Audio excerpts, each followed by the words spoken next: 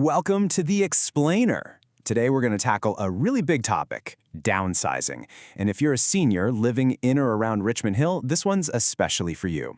We're here to help you build a clear, confident plan for what can feel like a huge life transition. So if you're thinking about what's next, you might be standing in a home that's just filled with decades of memories, right? And the idea of moving can feel really heavy. And you know what? That's a totally normal feeling. It is completely understandable.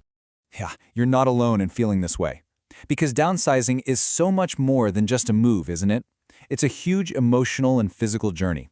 And honestly, just admitting to yourself that it's okay to feel a little overwhelmed, well, that's a perfect first step. All right, so where do you even begin? Well, what if I told you the answer isn't choosing a new home? What if it's something you can start today, right now, completely at your own pace?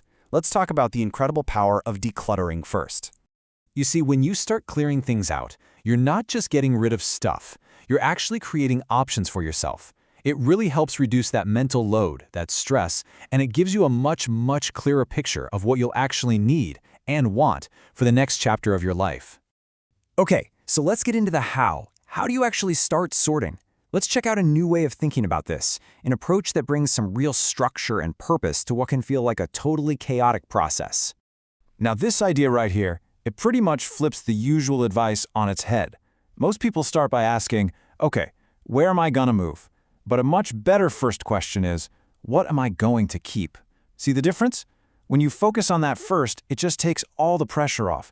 You don't have to make those giant decisions about your next home just yet. It's a much gentler and, frankly, a way more effective place to start. And here's why this works so well. It makes the whole thing manageable. Instead of one massive, scary decision, you're just making a bunch of tiny ones. You just pick something up and ask, do I use this every day? Just once in a while. Is it purely sentimental, or is it ready to go? When you break it down like that, it becomes so much less intimidating. It's just one little choice at a time. All right, so you've got your categories. But now comes the tricky part, right? How do you actually decide what goes into that ready-to-go pile? Let's dig into some really practical tools and frameworks that can help you let go. Okay, check this out, the 5 R's framework. It's super powerful because it makes you more conscious about, well, everything. It gets you thinking beyond just throwing things away.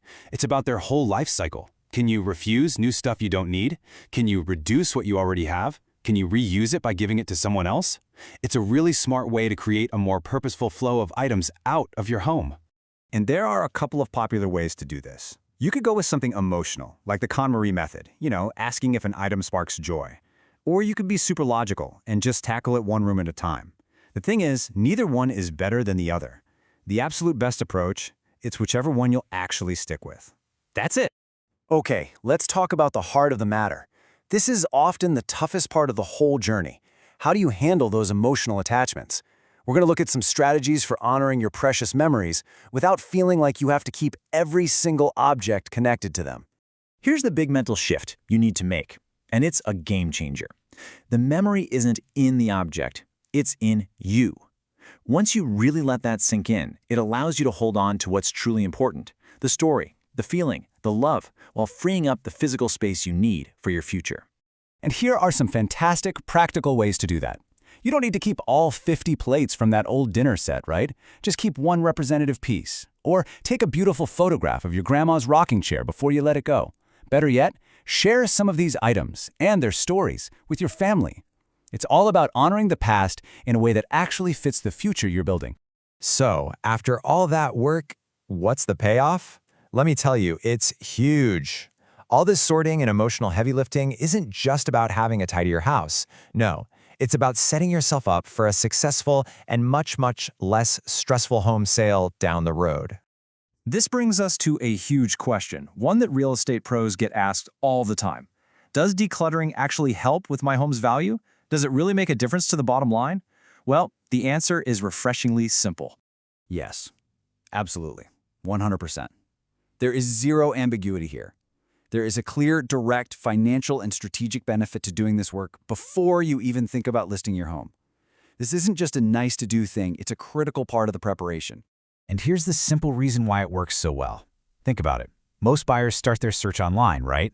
So those photos have to be amazing. and clear open spaces just look fantastic in pictures. Then, when they visit in person, a decluttered home feels bigger. It lets them imagine their own lives in that space. Plus, it sends a powerful signal that you've really taken care of the property. Now, here's something really, really important to remember through all of this. You do not have to do this alone. In fact, you shouldn't. There's a whole local network of amazing professionals right here in the Richmond Hill area who are ready to support you every single step of the way. And it's super helpful to understand who does what. Think of it like this.